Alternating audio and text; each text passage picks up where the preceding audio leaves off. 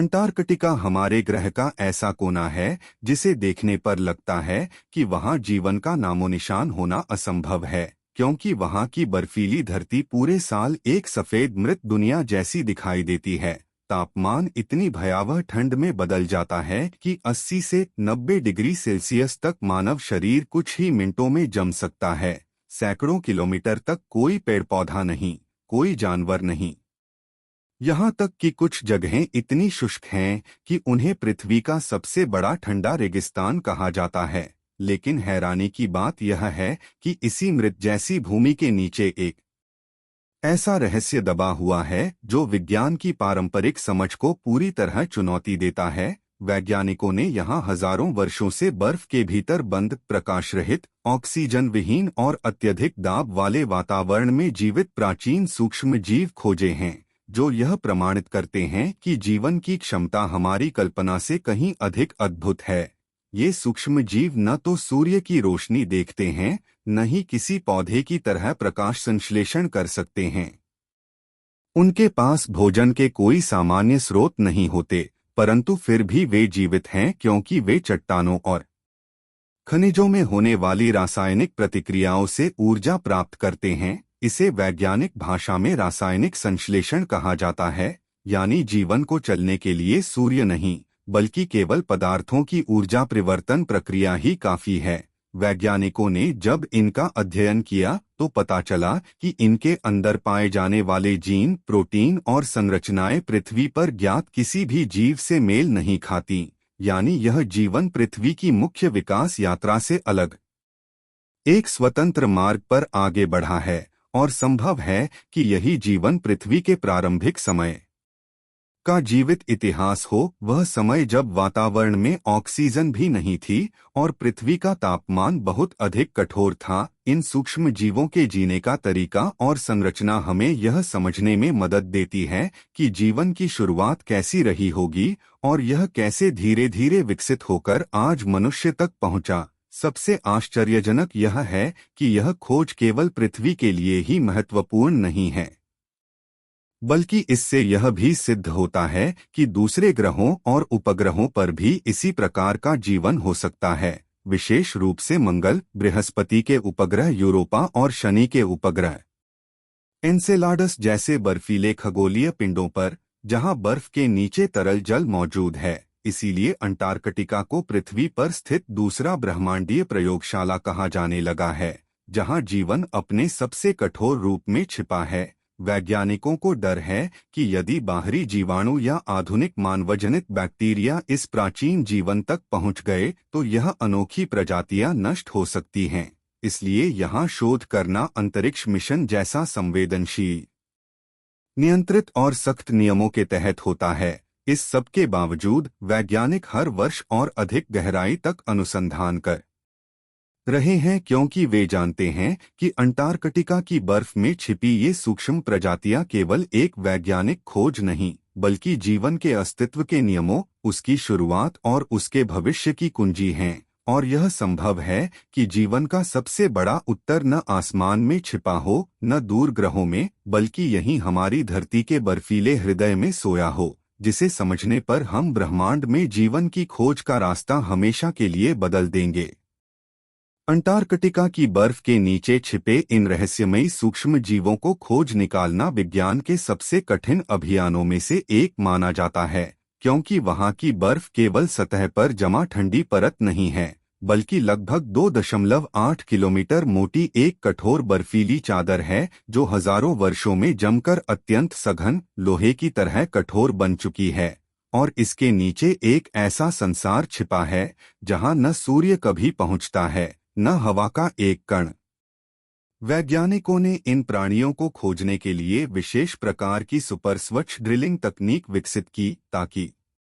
आधुनिक जीवाणु या कोई बाहरी प्रदूषण इस प्राचीन जीवन तक न पहुंच सके, क्योंकि यदि आज के बैक्टीरिया वहां मिल जाएं तो असली इतिहास मिट जाएगा। कई देशों की वैज्ञानिक टीमों ने मिलकर बर्फ में धीरे धीरे छेद किया और झील वोस्टोक, लेक विलंस और लेक एल्सवर्थ जैसी भूमिगत झीलों तक पहुंचने में वर्षों लगा दिए। ये झीलें लाखों वर्षों से पूरी तरह बंद पड़ी हैं, जैसे पृथ्वी के अंदर कैद कोई गुप्त प्रयोगशाला। जब ड्रिल की नोक ने पहली बार उस पानी को छुआ तो वैज्ञानिकों ने बूंद बूंद नमूने इकट्ठे करके उन्हें अत्यंत संवेदनशील यंत्रों में परखा और सभी दंग रह गए जब उनमें जीवित कोशिकाएं मिली, न केवल जीवित बल्कि सक्रिय सूक्ष्म प्रजातियां जो रासायनिक ऊर्जा पर आधारित अपना जीवन चक्र बनाए रखे हुए थीं। इनके शरीर में बर्फ के दबाव और अंधेरे के अनुकूलन के अद्भुत परिवर्तन मिले, जैसे तापमान जमाने लायक होने पर भी उनकी कोशिका दीवारों में ऐसे प्रोटीन बने रहते हैं जो उन्हें टूटने नहीं देते और ऊर्जा की कमी होने पर वे मृत्यु जैसे निद्रास्थित में पहुंचकर हजारों वर्ष तक जीवित रह सकते हैं। वैज्ञानिकों ने जब इनके आनुवांशिक संरचना की जांच की तो पता चला कि इनमें ऐसे जीन उपस्थित हैं जो आज पृथ्वी पर रहने वाले किसी भी ज्ञात जीव से मेल नहीं खाते, यानी यहाँ जीवन की एक बिल्कुल स्वतंत्र और अनोखी शाखा विकसित हुई है जिसकी जानकारी हमारे पास पहले कभी नहीं थी। इन जीवों के मिलने के बाद शोधकर्ताओं ने कहा कि यह खोज केवल जिज्ञासा का विषय नहीं बल्कि जीवन के इतिहास की सबसे प्राचीन कड़ी का प्रमाण है। यह सूक्ष्म जीवन बताता है कि यदि पृथ्वी के सबसे कठिन वातावरण में जीवन फल फूल सकता है तो फिर जीवन ब्रह्मांड में चाहे जितनी भी प्रतिकूल परिस्थितियां हों अपनी राह ढूंढ ही लेता है। यह पूरी खोज अत्यंत कठिन, जोखिम भरी और महंगी थी क्योंकि हर नमूना निकालने में महीनों लगते थे। बर्फ की जरा सी दरार वैज्ञानिकों के लिए खतरे का संकेत हो सकती थी और उपकरणों को -50 डिग्री में भी काम करते रहना था। फिर भी वैज्ञानिकों ने हार नहीं मानी और अंततः इन प्राचीन जीवित प्रमाणों को पृथ्वी के सामने प्रस्तुत किया। आज अंटार्कटिका की यह खोज मानव इतिहास की सबसे महत्वपूर्ण वैज्ञानिक उपलब्धियों में गिनी जाती है क्योंकि यह सिद्ध करती है कि जीवन केवल आसान जगहों में नहीं पनपता बल्कि वह ब्रह्मांड की हर चुनौती को पार कर अपने अस्तित्व को बनाए रखने की क्षमता रखता है। उसे बस एक छोटी सी संभावना चाहिए और फिर वह करोड़ों वर्षों तक अंधेरे में भी सांस ले सकता है, जैसे ये अनोखे जीव बर्फ की परतों के भीतर अब तक चुपचाप जीवित हैं। अंटार्कटिका के बर्फीले साम्राज्य के नीचे पाए जाने वाले ये रहस्यमयी माइक्रोब्स सिर्फ साइंस की खोज नहीं बल्कि करोड़ों साल पुरानी पृथ्वी का जिंदा इतिहास माने जाते हैं, क्योंकि वैज्ञानिकों के अनुसार जब आज का बर्फ से ढका अंटार्कटिका कभी घने जंगलों, बड़े बड़े डायनासोर और तेजी से बहती नदियों वाला विशाल हरा भरा महाद्वीप हुआ करता था, तब ही इनके पूर्वज यहाँ मौजूद थे। लेकिन पृथ्वी के झुकाव में बदलाव, जलवायु के अचानक अत्यधिक ठंडे होने और ग्लेशियर बनने की प्रक्रिया के कारण ये जीव बर्फ के नीचे फंसकर भी जिंदा रह गए और धीरे धीरे समय के प्रवाह में दफन होते चले गए। हैरानी की बात यह है कि जहां धरती पर सामान्य जीव सूरज की रोशनी, ऑक्सीजन और पोषण के बिना कुछ ही दिनों में मर जाते हैं, वहीं ये माइक्रोब्स बिना रोशनी के अंधेरे में, बिना हवा के दबाव में और बिना पौष्टिक संसाधनों के लाखों सालों से अपने अस्तित्व को सुरक्षित रख पाए। ऐसा लगता है जैसे किसी ने इन्हें समय से बाहर निकालकर सुरक्षित फ्रीज कर दिया हो। वैज्ञानिक जब इन पर शोध करते हैं तो पता चलता है कि इनका डीएनए और संरचना आज की पृथ्वी के किसी भी जीव से बिल्कुल अलग है, जिसका मतलब यह हो सकता है कि ये विकास की सामान्य प्रक्रिया से अलग थलग पड़े रहे और आज भी उसी प्राचीन रूप में मौजूद हैं जिस रूप में धरती की शुरुआत में जीवन की नींव डाली गई थी। शोधकर्ता इसे पृथ्वी पर जीवन की उत्पत्ति, ओरिजिन ऑफ लाइफ, समझने की कुंजी बताते हैं, क्योंकि यह साबित करता है कि जीवन का टिकाऊ स्वभाव हमारी सोच से कहीं ज्यादा शक्तिशाली है और यदि इतने कठिन माहौल में भी जीवन बचा रह सकता है तो मंगल, शुक्र या बृहस्पति के बर्फीले चंद्रमा जैसे यूरोपा और एनसेल्डस पर भी जीवन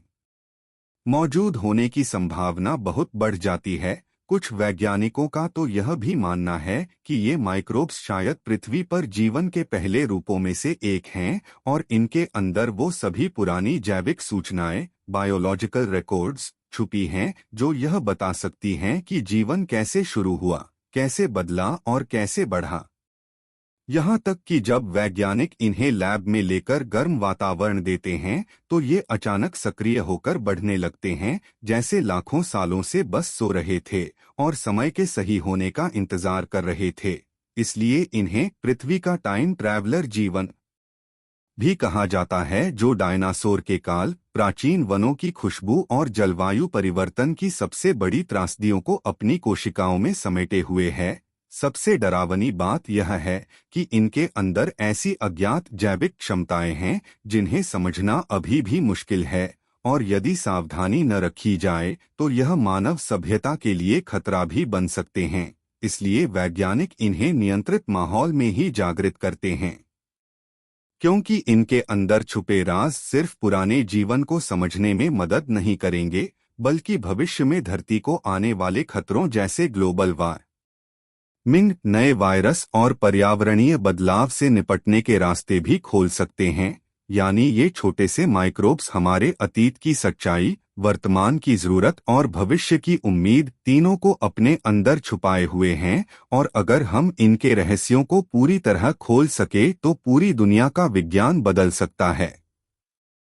अंटार्कटिका के इन सूक्ष्म जीवों की सबसे चौंकाने वाली क्षमता यह है कि ये -89 डिग्री सेल्सियस जैसी अमानवीय ठंड में भी जिंदा रह सकते हैं, जबकि इतनी कम तापमान पर तो इंसानों के शरीर की कोशिकाएं जमकर फट जाती हैं और कोई भी जीवित प्रतीक तुरंत मर जाता है। लेकिन इन माइक्रोब्स ने अपने अंदर ऐसे बायोलॉजिकल हथियार विकसित कर लिए हैं जिन्हें वैज्ञानिक एंटीफ्रीज प्रोटीन कहते हैं। ये प्रोटीन इनके कोशिकाओं को बर्फ में जमने नहीं देते और इनके अंदर के तरल पदार्थ को फिसलन भरी स्थिति में बनाए रखते हैं, जिससे उनकी कोशिका दीवार टूटती नहीं और जीवन चलता रहता है। इसके अलावा ये जीव ऊर्जा के लिए सूर्य की रोशनी पर निर्भर नहीं होते, बल्कि केमिकल एनर्जी यानी आसपास की चट्टानों, बर्फ और खनिजों में मौजूद रासायनिक तत्वों को तोड़कर अपनी जीवन प्रक्रियाएं चलाते हैं, यानी पूरी तरह अंधकार में जीने की कला। वैज्ञानिक बताते हैं कि इन माइक्रोब्स के भीतर डीएनए रिपेयर सिस्टम इतना शक्तिशाली है कि रेडिएशन या एक्सट्रीम वातावरण इनके अंदर मौजूद जीन को नुकसान पहुंचाए तो भी यह खुद को बहुत जल्दी ठीक कर लेते हैं। यह क्षमता आज की आधुनिक दवाइयों और जीन थेरेपी के लिए भविष्य का हथियार बन सकती है। इतना ही नहीं, ये माइक्रोब्स क्रिप्टोबायोसिस नामक अवस्था में भी चले जाते हैं, जहां यह न तो बढ़ते हैं, न खाते हैं, न कोई जीवन संकेत देते हैं, बस सो जाते हैं, और जब भी तापमान थोड़ा बढ़ता है, जीवन तुरंत सक्रिय होकर चलने लगता है, जैसे समय इनके लिए रुक ही गया था। वैज्ञानिक कहते हैं कि अगर धरती पर कोई ऐसा स्थान है जहां जीवन की परीक्षा सबसे कठिन है, तो वह अंटार्कटिका है। लेकिन इन माइक्रोब्स ने साबित कर दिया है कि जीवन की परिभाषा हमारी सोच से कहीं बड़ी है, और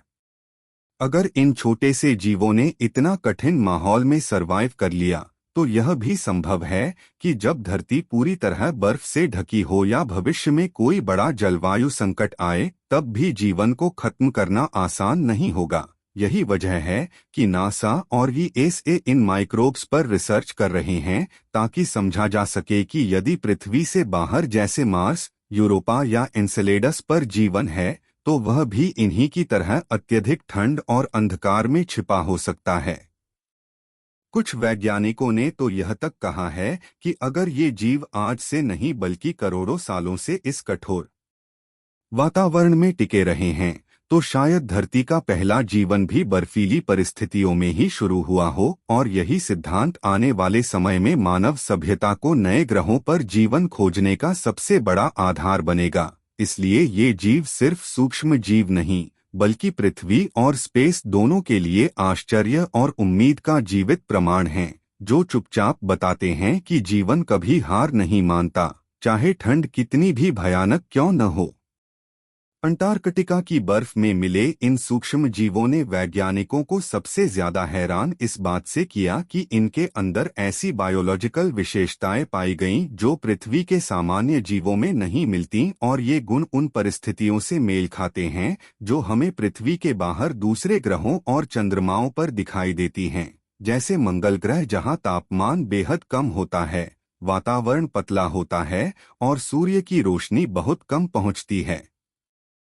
बिल्कुल वैसा ही उबड़-खाबड़ बर्फ से ढका इलाका अंटार्कटिका के ड्राई वैलीज में हमें मिलता है। वैज्ञानिकों ने पाया कि यहाँ के माइक्रोब्स फोटोनिक एनर्जी यानी बहुत ही कम रोशनी से भी जीवन चक्र चलाते हैं। इसके अलावा कुछ सूक्ष्म जीव सल्फर, आयरन और मीथेन जैसे तत्वों को ऊर्जा में बदलते हैं, जो यूरोपा, जुपिटर का चांद और एन्सेलेडस, सैटर्न का चांद के अंदर मौजूद ओशन वर्ल्ड्स में देखने को मिलता है, जहां लाइफ सपोर्टिव केमिकल रिएक्शंस पाए जाते हैं। नासा के वैज्ञानिकों ने यह तक कहा है कि यदि पृथ्वी पर इतने कठिन माहौल में जीवन सक्रिय है, तो अंतरिक्ष में बर्फ के नीचे छिपी किसी दुनिया में जीवन की संभावना और भी बढ़ जाती है, क्योंकि वहां रेडिएशन कम पहुंचती है और अंदर द्रव पानी मौजूद होने की पूरी संभावनाएं हैं। इसलिए अंटार्कटिका आज स्पेस बायोलॉजी का सबसे बड़ा ट्रेनिंग ग्राउंड बन चुका है। शोधकर्ताओं ने यहां पाए गए माइक्रोब्स के अंदर ऐसे जीन्स खोजे हैं जो कॉस्मिक रेडिएशन और म्यूटेशन को झेलने में सक्षम हैं, यानी अंतरिक्ष के कड़े वातावरण में भी सरवाइव करने की क्षमता रखते हैं। यह खोज इस बात की ओर संकेत करती है कि शायद जीवन की शुरुआत पृथ्वी पर नहीं बल्कि अंतरिक्ष में कहीं हुई हो और उल्कापिंडों के माध्यम से पृथ्वी तक पहुंची हो, जिसे वैज्ञानिक पैंसपर्मिया थ्योरी कहते हैं। कुछ माइक्रोब्स में तो यह क्षमता भी मिली कि ये पूरी तरह वैक्यूम जैसे हालात में भी जीवित रह सकते हैं, और जब इन्हें सिमुलेशन एक्सपेरिमेंट्स में स्पेस लाइक कंडीशंस में रखा गया तो महीनों बाद भी ये पुनः सक्रिय हो गए, जैसे इनके लिए समय का कोई अर्थ ही न हो। तो क्या यह संभव है कि जीवन सिर्फ पृथ्वी की देन नहीं बल्कि पूरे ब्रह्मांड का नियम है? ये रहस्य आज वैज्ञानिकों को इस नतीजे के करीब ले जा रहा है कि शायद ब्रह्मांड जीवन से भरा पड़ा है, बस वह हमारी आंखों से छुपा हुआ है, और अंटार्कटिका के ये माइक्रोब्स उस कॉस्मिक कनेक्शन का पहला असली प्रमाण बन सकते हैं, जो आने वाले समय में मानवता के सबसे बड़े प्रश्न का उत्तर देगा। क्या हम इस ब्रह्मांड में अकेले हैं? शायद अब जवाब पहले से कहीं ज्यादा करीब है। अंटार्कटिका के माइक्रोब्स ने वैज्ञानिकों को एक और चौंकाने वाला सवाल सोचने पर मजबूर कर दिया है। क्या धरती पर जीवन की शुरुआत गर्म जगहों पर नहीं बल्कि ऐसी ही बर्फीली जगहों पर हुई होगी? क्योंकि आज से 3.8 अरब साल पहले जब पृथ्वी पर जीवन का जन्म माना जाता है, तब धरती की सतह बेहद गर्म और खतरनाक थी, परंतु वैज्ञानिक मानते हैं कि उसी समय पृथ्वी के ध्रुवीय क्षेत्रों पर या महासागर की गहराइयों में बर्फ जैसी सुरक्षात्मक परतें मौजूद थीं, जहां सूर्य की खतरनाक विकिरण रेडिएशन जीवन को खत्म नहीं कर सकती थी। अंटार्कटिका में मिले प्राचीन माइक्रोब्स यह साबित करते हैं कि जीवन को बढ़ने और जीवित रहने के लिए शुरुआत में बहुत ज्यादा ऊर्जा या सूर्य की रोशनी की जरूरत नहीं थी, बल्कि सरल जीव बर्फ के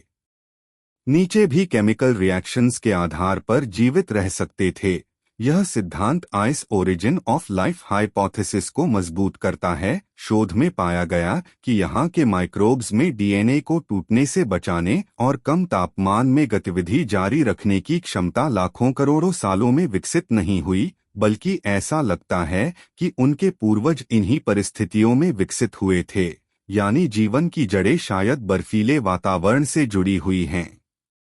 साथ ही अंटार्कटिका में मौजूद सबग्लेशियल लेक्स जैसे लेक वॉस्टॉक या लेक विलंस में प्राचीन जैविक तत्व और फॉसिल लाइक स्ट्रक्चर्स मिले हैं, जो यह संकेत देते हैं कि यह जीवन धरती के दूसरे हिस्सों से नहीं आया बल्कि यहीं से फैला, यानी धरती का पहला जीवन शायद अंटार्कटिका जैसी जगहों की गहराई में ही जन्मा हो और यहां से महासागरों के माध्यम से पूरी पृथ्वी में फैल गया हो। वैज्ञानिक यह भी कहते हैं कि जब धरती पर स्नोबॉल अर्थ जैसी बर्फीली आपदाएं आईं, जब पूरा ग्रह हजारों साल तक मोटी बर्फ से ढका था, तब भी यदि जीवन किसी जगह बचा रहा होगा तो वह अंटार्कटिका जैसे बर्फ के नीचे बंद सुरक्षित वातावरण में ही बच सकता था। और यही जीव आगे चलकर आज के सभी प्राणियों, पौधों, जानवरों और मनुष्यों तक विकसित हुए होंगे। यह विचार मानवता की पूरी समझ को हिला देता है। क्योंकि अब सवाल सिर्फ यह नहीं कि जीवन कहाँ शुरू हुआ, बल्कि यह भी कि क्या जीवन आज भी बर्फ में छुपा हुआ विकसित हो रहा है। वैज्ञानिकों का मानना है कि यदि पृथ्वी के अतीत का उत्तर एंटार्क्टिका में छिपा है, तो पृथ्वी के भविष्य और अंतरिक्ष खोजों का रास्ता भी यही दिखाएगा। इसलिए कई शोधकर्ता इसे लाइफ की ओरिजिन की टाइम मशीन कहते हैं, जहां हर जमा हुआ अणु हमारे अतीत के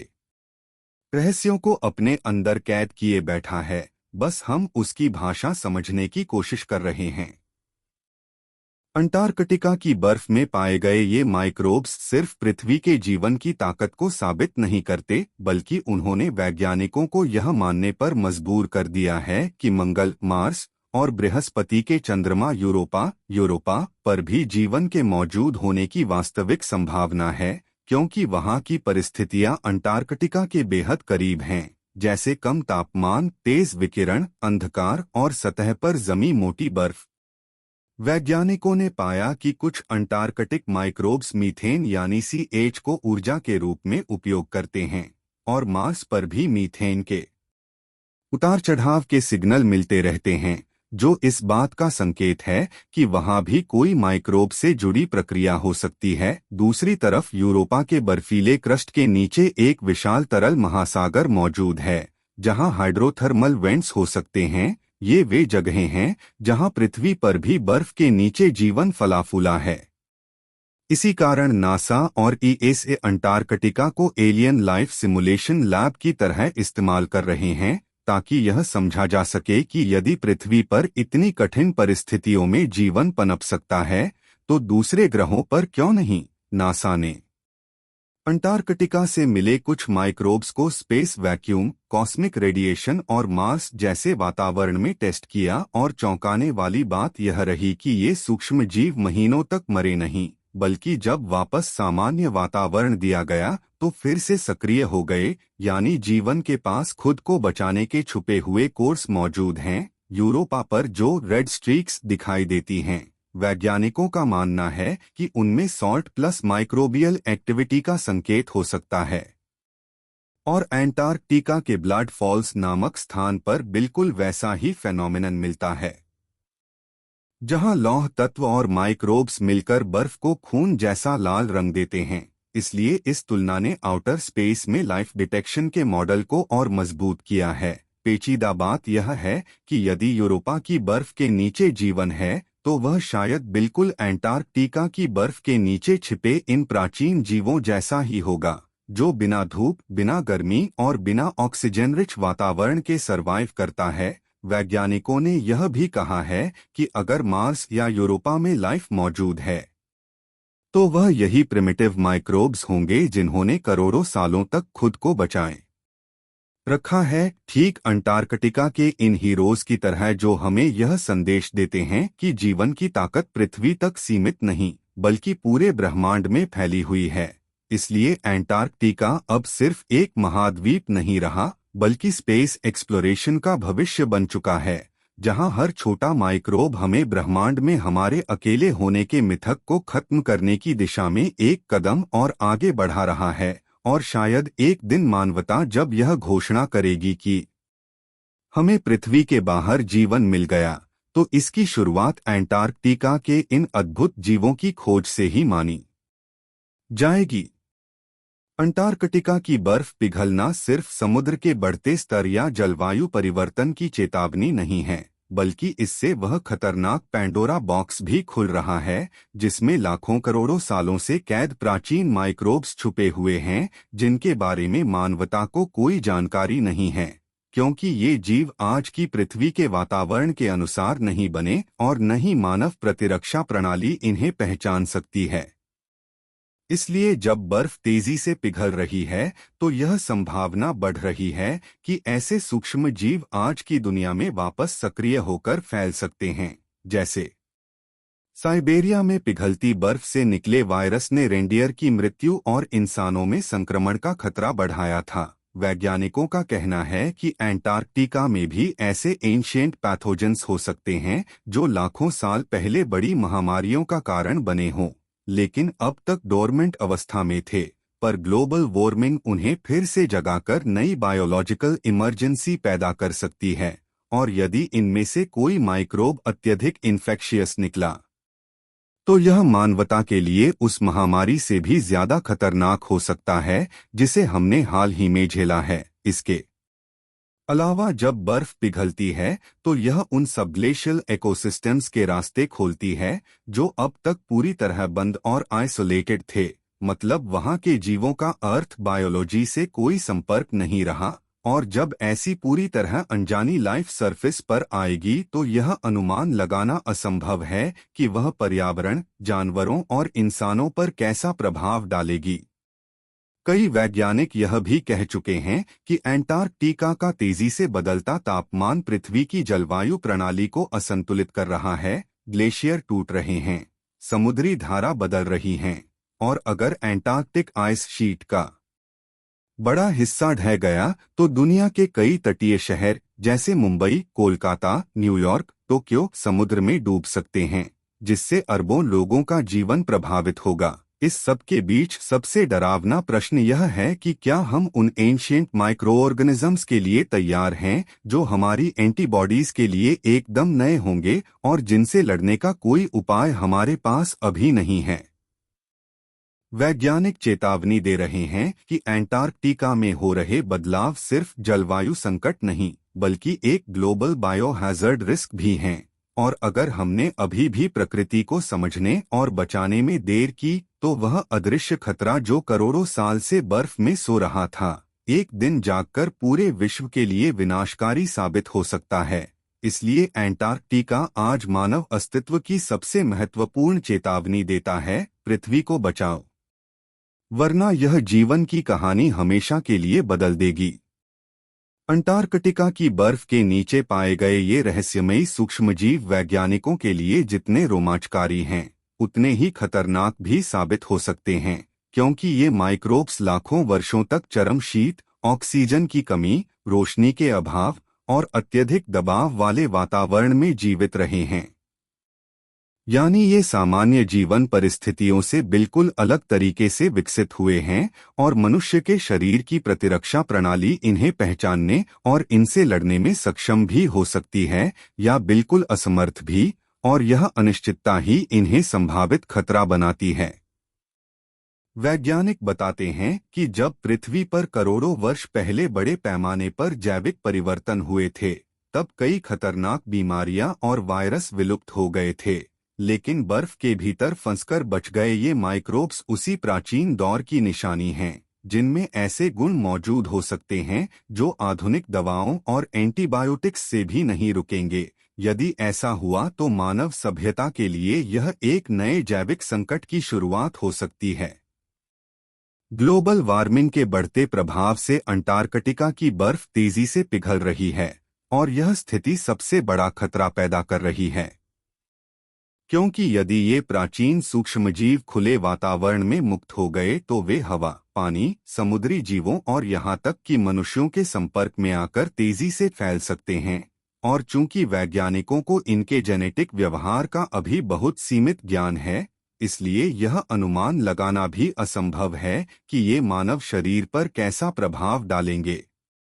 कहीं ऐसा न हो कि यह किसी नई महामारी का कारण बन जाए जो कोविड या स्पेनिश फ्लू जैसी पुरानी महामारियों से भी ज्यादा घातक साबित हो। कई शोधकर्ताओं का यह भी कहना है कि ये सूक्ष्मजीव बहुत ही हॉस्टाइल और एग्रेसिव एडेप्टेशंस लिए हुए हैं, जैसे डीएनए रिपेयर की अद्भुत क्षमता, रेडिएशन रेजिस्टेंस और मेटाबॉलिक फ्लेक्सिबिलिटी जो इन्हें लगभग अजरमर बनाए रखती है। और यदि ऐसे गुण मनुष्य के शरीर में प्रवेश कर जाए तो उनसे होने वाला संक्रमण किसी भी सामान्य इलाज के आगे घातक चुनौती बन सकता है। अंतर्राष्ट्रीय वैज्ञानिक समुदाय इस खतरे को बेहद गंभीरता से ले रहा है और इसलिए अंटार्कटिका से नमूने लाने, उन्हें लैब में अलग-थलग रखने और अध्ययन करने के लिए बहुत ही सख्त बायोसिक्योरिटी प्रोटोकॉल बनाए गए हैं ताकि कोई भी माइक्रोब लैब से बाहर न निकले, क्योंकि यदि लापरवाही हुई तो ऐसा खतरनाक जैविक रिसाव हो सकता है जो पूरे ग्रह को प्रभावित कर दे। कई विशेषज्ञ मानते हैं कि पृथ्वी पर भविष्य में जो भी नई बीमारियां उभरेंगी उनमें से कई का स्रोत यही पिघलती बर्फ हो सकती है। और यह हमारे लिए एक चेतावनी है कि प्रकृति में जो चीजें लाखों वर्षों से बंद थीं, उन्हें बिना सोचे समझे खुलने देना मानव इतिहास की सबसे बड़ी भूल हो सकती है। इसलिए वैज्ञानिक कहते हैं कि लॉस्ट माइक्रोबियल लाइफ को समझना जरूरी है, लेकिन उसे छेड़ना अत्यंत सावधानी,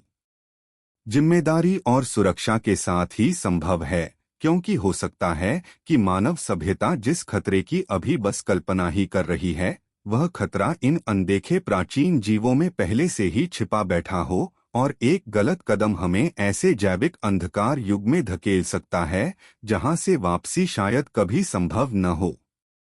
अंटार्कटिका की बर्फ के नीचे मिले ये रहस्यमयी सूक्ष्मजीव केवल पृथ्वी पर जीवन की कहानी नहीं बताते, बल्कि अंतरिक्ष में जीवन की खोज को एक नई दिशा भी देते हैं। और इसी वजह से आज दुनिया की सबसे बड़ी स्पेस एजेंसियां नासा, ईएसए, जक्षा और भारत की इसरो इस बर्फीले महाद्वीप को एक जीवित प्रयोगशाला की तरह देख रही हैं।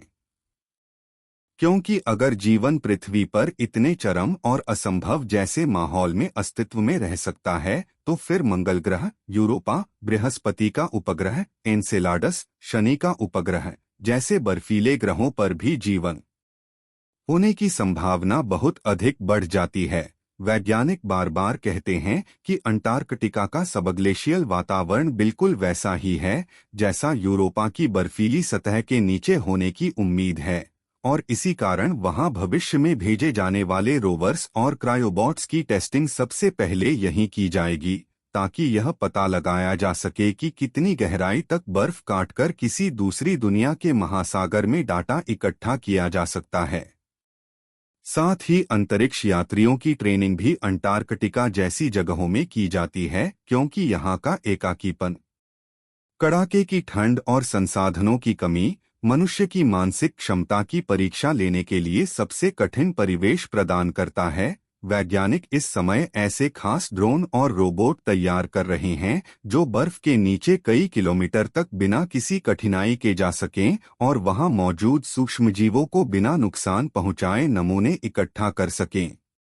इसी शोध को आधार बनाकर भविष्य में यूरोपा और एनसेलाडस पर मिशन भेजने की दिशा में काम किया जा रहा है, जहां सतह के नीचे तरल पानी होने के प्रमाण पहले ही मिल चुके हैं। और यदि वहां भी अंटार्कटिका जैसे माइक्रोब्स मिलते हैं, तो यह न सिर्फ यह साबित करेगा कि हम इस ब्रह्मांड में अकेले नहीं हैं, बल्कि यह भी दर्शाएगा कि जीवन का जन्म किसी एक ग्रह की सीमा में बंधा नहीं है। इस दिशा में भारत भी पीछे नहीं है। इसरो के वैज्ञानिक बर्फ के नीचे ड्रिलिंग तकनीक, रोबोटिक नमूना संग्रह और एक्सट्रीम एनवायरनमेंट में रिसर्च के लिए नई योजनाएं बना रहे हैं, ताकि भविष्य में भारत भी इन अंतरिक्ष मिशनों में बड़ा योगदान दे सके।